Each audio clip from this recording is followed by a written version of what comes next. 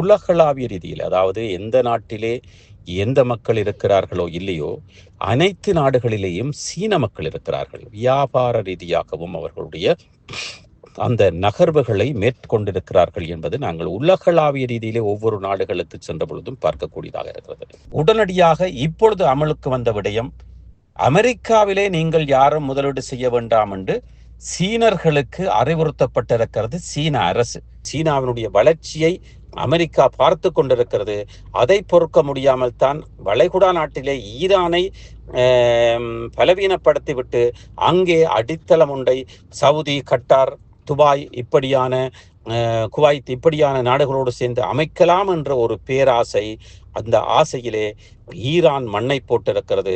அந்த மண்ணை கொடுத்தது சீனாவாக கருதப்படுகிறது. வணக்கம் லங்காஃபர் ஊடக நேயர்களே, மீண்டும் ஒரு சிறப்பு செய்தியோடு இலங்கையன். இந்த செய்தி சீனா தொடர்பான செய்தியாக இருக்கிறது.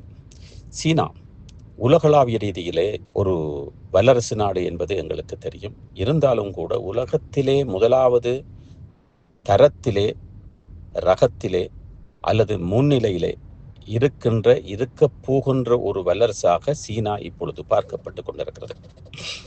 அதிலே சீனாவினுடைய முக்கியமான காரணமாக நாங்கள் பார்க்கக்கூடிய விடயமாக இருப்பது அமைதி. அதாவது சீனா எதையும் பதகளித்து செய்வதில்லை, ஆர்ப்பாட்டம் செய்வதில்லை, அவசரப்படுவதில்லை.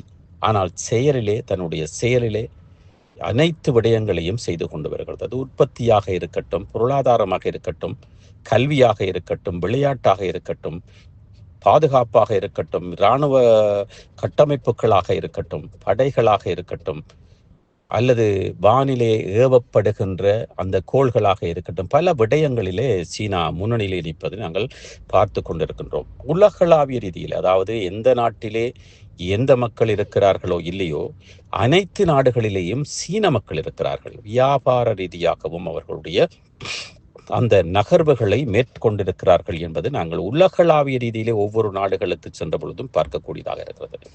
அதைவிட உல்லாச பிரயாணிகளாக உலகத்திலே அதிக நாடுகளுக்கு சென்று வருகின்றவர்கள் என்றால் சீனர்கள் என்று ஒரு தரவு கூறுகிறது.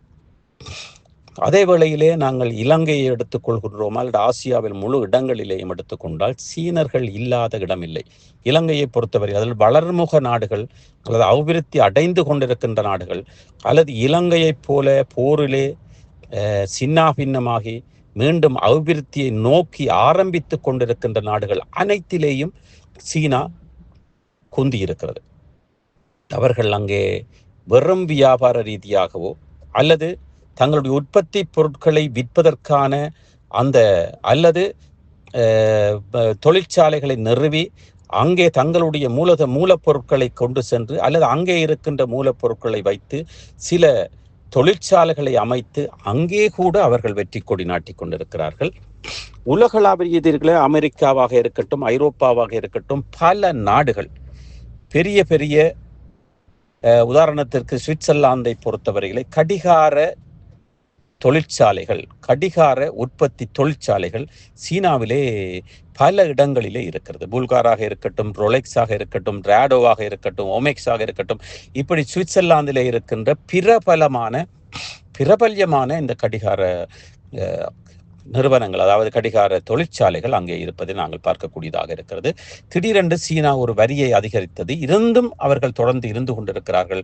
அதிக வரி கொடுத்தாலும் கூட அங்கே அவர்களுக்கு அந்த லேபர் சார்ஜ், அதாவது அந்த ஊழியர்களுடைய அந்த கொடுப்பனவு குறைய இருப்பதன் காரணத்தினால் அவர்கள் அங்கே அதைவிட அயலிலே ஆசியாவிலிருந்து அதைவிட அரபு நாடுகளுக்கும் அந்த விலை அதிகமான அந்த மணிக்கூடுகளை விற்பதற்கு அருகிலே இருக்கின்ற காரணத்தினால் அவர்கள் மேலும் மேலும் அதிக தொழிற்சாலைகளை நிறுவிக்கொண்டு வருகிறார்கள். ஆனால் சீனாவோ இலங்கை போன்ற இடங்களிலே தொழிற்சாலைகளையும் ஒரு தனக்கான ஒரு ஆதிக்கத்தை, உதாரணத்துக்கு இலங்கையில் எடுத்து பார்க்க போனால் ஃபோர்ட் சிட்டி எனப்படுகின்ற கடலுக்குள் இருக்கின்ற ஒரு நகரத்தை இப்படி பல நாடுகளிலே செய்து கொண்டிருக்கிறது. பல நாடுகளிலே செய்யப்பட்டது தமிழ் மீடியாக்களிலே, ஊடகங்களிலே வராமலும் இருக்கிறது. ஆப்பிரிக்கா நாட்டிற்கு கூட பல இடங்களிலே அப்படியான ஃபோர்ட் சிட்டியை போன்ற இடங்கள் தரையிலேயும் கடலிலேயும் இருப்பதை நாங்கள் அறியக்கூடியதாக இருக்கிறது. இந்த சீனாவை நாங்கள் பார்க்கின்ற பொழுது இப்பொழுது அடுத்த விஸ்வரூபத்தை எடுத்திருக்கிறது. அதாவது ஈரான் அமெரிக்கா இஸ்ரேல் போரின் பிற்பாடு தங்களுடைய நாணய பரிமாற்ற நாணய உபயோகம் ஈரானினுடைய உதவியோடு ஈரானிடத்திலிருந்து பொருட்களை வாங்குவதாக இருந்தால் தன்னுடைய நாணயத்தை கொடுத்து வாங்குகிறது. அதைவிட பண்டமாற்று மசகு எண்ணெயை ஈரானிடத்திலிருந்து பெற்றால் தன்னுடைய நாட்டிலிருந்து ஈரான் தொழில்நுட்பங்களை, சில உற்பத்தி பொருட்களை, சில நுகரும் பொருட்களை, சில அன்றாட நுகரப்படுகின்ற அரிசியோ அப்படியான பொருட்களையும் பண்டமாற்றாகவும் செய்து கொண்டிருக்கிறது. அதைவிட இப்பொழுது சீனா ஐரோப்பிய நாடுகளுக்கும் தன்னுடைய நாணயத்தை கொண்டு வரப்போவதாக ஒரு அரசியல் புரசலான கதை ஒன்று அடிபடுகிறது. ஆனால் உடனடியாக இப்பொழுது அமலுக்கு வந்த விடயம், அமெரிக்காவிலே நீங்கள் யாரும் முதலீடு செய்ய வேண்டாம் என்று சீனர்களுக்கு அறிவுறுத்தப்பட்டிருக்கிறது சீன அரசு. அதாவது சீனாவில் இருக்கின்ற பிரதான சீன வங்கியிலே கூறப்பட்ட விடயம், அதைவிட மணி டிரான்ஸ்ஃபர் நாணய பரிமாற்று தலைமை அலுவலகம் இவை அனைத்துக்கும் கட்டுப்பாடு போட்டிருக்கிறது. நீங்கள் யாருமே அமெரிக்காவில் முதலீடு செய்ய வேண்டாம்.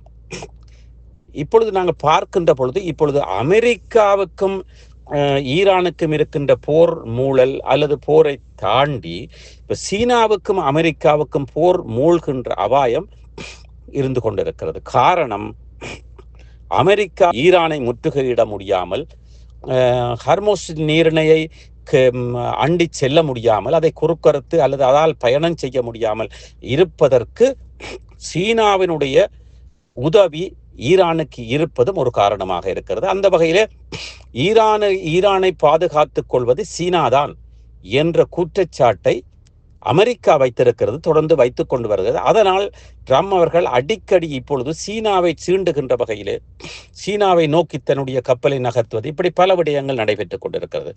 இந்த ஹர்மோஸ் நீரிணை மற்றும் அதிகமான கட்டுப்பாடுகளை போட்டு அமெரிக்காவுக்கு சமனாக நின்று ஒரு அரபு நாடு, அதுவும் ஈரான், ஒரு சிறிய இனத்தை கொண்ட, அந்த முஸ்லீம் இனத்திலேயே குறுக்கப்பட்ட ஒரு சிறிய இனத்தை கொண்ட அந்த நாடு, அரபு நாடுகளால் வெறுக்கப்படுகின்ற நாடு, பல நாடுகளால் வெறுக்கப்படுகின்ற நாடு, அந்த மதம், இதை தன்னால் சமாளிக்க முடியாமல் இருக்கின்றதே என்பதற்கு சீனாவினுடைய உதவி ஈரானுக்கு இருப்பதாக கூறப்படுகிறது. சீனாவுக்கு ஈரான் மாத்திரமல்ல, பாகிஸ்தானுடைய உதவி இருக்கிறது, ஆதரவு இருக்கிறது. உதவி என்பதை விட சீனாவினுடைய ஆதரவு உதவி பாகிஸ்தானுக்கு இருக்கிறது. இப்படி பங்களாதேஷுக்கு இருக்கிறது, இலங்கைக்கு இருக்கிறது, இந்தியாவுக்கும் இருக்கிறது. ஆனால் கணிசமான அளவு அவர்கள் கட்டுப்படுத்தி வைத்திருக்கிறார்கள். காரணம், அந்த எல்லை பிரச்சனை, எல்லை போர் அடிக்கடி வருவதால் அவர்களுக்கு சிறிய போட்டி இருக்கிறது. ரெண்டும் வல்லரசு நாடாக இருப்பதால் அந்த போட்டி இருக்கிறது.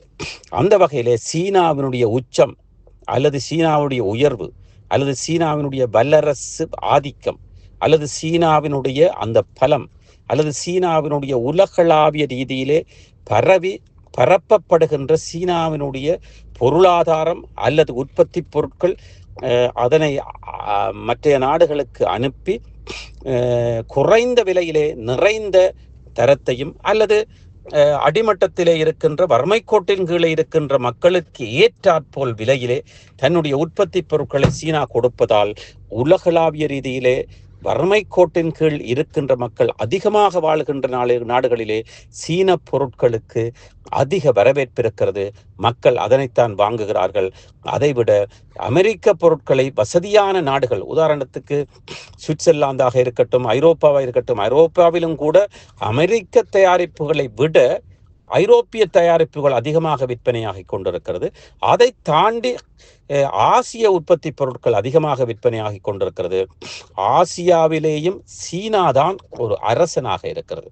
முடிசூடாத மன்னன் என்று கூறுவதை விட முடிசூடிய மன்னனாக சீனா உலகளாவிய இருக்கின்ற வளர்முக நாடுகள், வல்லரசு நாடுகள், அடிமட்டத்தில் இருக்கின்ற ஆப்பிரிக்க நாடுகள் போன்ற நாடுகளுக்கும் தன்னுடைய அந்த பொருளாதாரத்தை அல்லது தன்னுடைய உற்பத்தி பொருட்களை அனுப்பி தான் அந்த வியாபாரத்தை செய்து கொண்டிருக்கிறது. அந்த வகையிலே சீனா உலகளாவிய ரீதியிலே அமெரிக்காவை தாண்டி வல்லரசாக ஆகுகின்ற அந்த சாத்தியக்கூறு, அந்த வாசனை வீசுவதை நாங்கள் நுகரக்கூடியதாக இருக்கிறது. அந்த வகையிலே நாங்கள் இங்கே பார்க்கின்ற முக்கியமான விடயம், ஈரானோடு தேவையற்ற முறையிலே இஸ்ரேலுக்காக அமெரிக்காவும் இந்த சண்டையை ஆரம்பித்ததன் காரணத்தினால் சில வேளைகளில் இந்த யுரேனியம் செறிவூட்டல் சற்று ஒரு ஒரு ஒரு எல்லைக்கு, அதாவது ஒரு குறிப்பிட்ட அளவுக்கு ஒரு வரையறைக்கு கொண்டு வரப்படலாமே தவிர அது முழுக்க நிறுத்தப்படாது. இருந்தாலும் அந்த வளைகுடா போரிலே நடக்கின்ற அந்த முறுகல் நிலை, உதாரணத்துக்கு இஸ்ரேலுக்கும் ஓமானுக்கும் நடைபெறுகின்ற அந்த எல்லை போர் அல்லது அந்த ஹிஸ்புல்லா தீவிரவாதிகளோடு நடைபெறுகின்ற போர், இப்படியான விடயங்கள் சற்று குறைக்கப்பட்டு உலகளாவிய ரீதியிலே ஒரு அமைதியை ஏற்படுத்துகின்ற அளவிற்கு வரலாம். ஆனால் இந்த பேச்சுவார்த்தைக்கு அமெரிக்காவும் சீனாவும் இணங்கி போகின்ற காரணத்திலேயும் பின்னால் சீனா நின்று கொண்டிருக்கிறது. சீனாவினுடைய வளர்ச்சியை அமெரிக்கா பார்த்து கொண்டிருக்கிறது. அதை பொறுக்க முடியாமல் தான் வளைகுடா நாட்டிலே ஈரானை பலவீனப்படுத்திவிட்டு அங்கே அடித்தளம் உண்டை சவுதி, கட்டார், துபாய் இப்படியான குவைத் இப்படியான நாடுகளோடு சேர்ந்து அமைக்கலாம் என்ற ஒரு பேராசை, அந்த ஆசையிலே ஈரான் மண்ணை போட்டிருக்கிறது. அந்த மண்ணை கொடுத்தது சீனாவாக கருதப்படுகிறது. ஆம், சீனா உலகிலே வல்லரசாக வரப்போகின்றது. ஒரு சில வருடங்களுக்குள் அதனை யாராலும் தடுக்க முடியாது. ட்ரம்ப் அவர்கள் ஆட்சியில் இருந்தாலும் அதனை தடுக்க முடியாது. உலக நாடுகளே சீனாவை அங்கீகரிக்கின்ற அளவிற்கு ட்ரம்ப் அவர்கள் தன்னுடைய அணுகுமுறைகளை, ஆட்சியை குழப்பி வைத்திருக்கிறார். இதற்கு காரணம் சீனாவை ஒரு வல்லரசு ஆகுவதற்கு உதவியாக இருப்பவர் ட்ரம்மும் ட்ரம்முடைய அந்த நகர்வுகளும். நன்றி. இலங்கையில் லங்காபூர் ஊடகம். சுவிட்சர்லாந்துல வீடு வாங்க போறீங்க, இல்ல ஆல்ரெடி உங்களுக்கு அங்க வீடு இருக்குன்னா இந்த வீடியோ உங்களுக்காக தான். ஸோ ஸ்கிப் பண்ணாம ஃபுல்லா பாருங்க.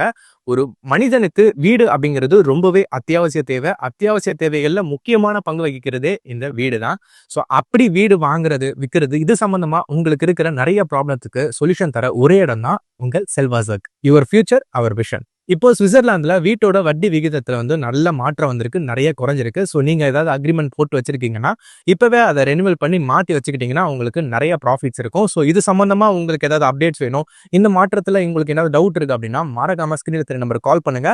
சுவிட்சர்லாந்துல நீங்க வீடு வாங்கணும், இல்ல வீடு விற்கணும், அந்த மாதிரி ஏதாவது உங்களுக்கு தேவைகள் இருந்தா மறக்காம எங்களை கான்டாக்ட் பண்ணுங்க. உங்களோட எல்லா தேவைகளையும் உங்க ஃபேமிலியில ஒரு மெம்பரா இருந்து நாங்க பார்த்து பண்ணி கொடுப்போம். இது உங்கள் செல்வாசக். இச்செய்திகளுக்கு பிரதான அனுசரணை செல்வாசோக் இமோபிலியன், சுவிஸ் நாட்டில் முன்னணி நிறுவனம். தொடர்புகளுக்கு 0795146428. வீடு வாங்க, வீடு கட்ட, வீடு திருத்த மற்றும் வீட்டு கடன். Your future our vision. இது போன்ற மேலும் பல முக்கிய சுவாரஸ்யமான செய்திகளை அறிந்து கொள்ள லங்காபூர் யூடியூப் சேனலை சப்ஸ்கிரைப் பண்ணுங்கள். எமது செய்திகள் உடனடியாக கிடைக்க பெல் பட்டனை அழுத்துங்கள். அத்தோடு எமது செய்திகளை மற்றவர்களும் பார்வையிட ஷேர் செய்யுங்கள். நன்றி.